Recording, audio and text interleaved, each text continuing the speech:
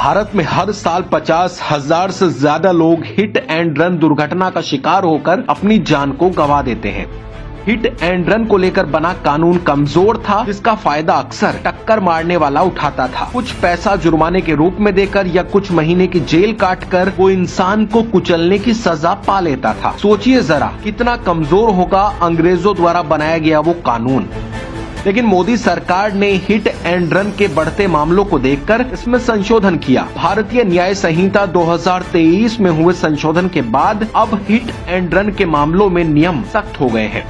नए नियम के तहत हिट एंड रन के केस में वाहन चालक पर 7 लाख रुपए तक का जुर्माना और 10 साल तक कैद का प्रावधान किया गया है। इसका उद्देश्य जनता की जान को बचाना है। नए कानून में ये भी प्रावधान किया गया है कि जो लोग अपने वाहन से दुर्घटना होने के बाद भागते नहीं हैं और खुद से ही पुलिस को सूचित करते हैं, घायलों को अस्पताल पहुंचाते हैं, तो उनकी सजा भी कम हो जाएगी।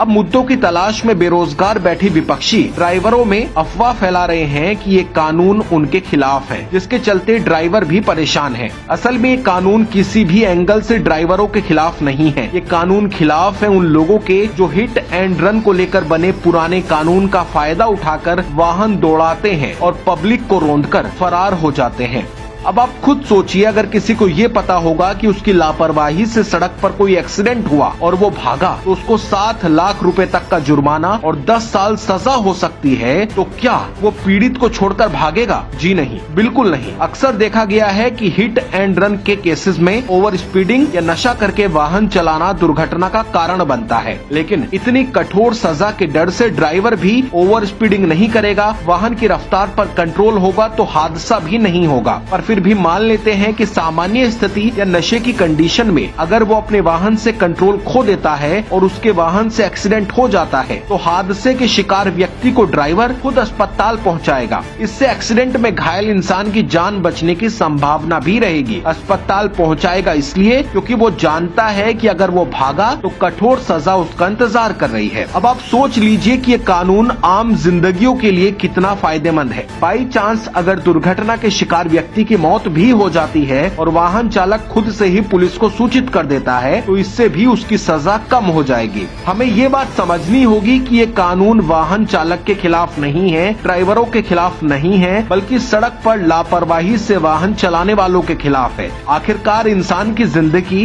इतनी भी सस्ती नहीं होती कि अपराधी को कुछ महीने की जेल और जुर्माने पर ही छोड़ दिया जाए।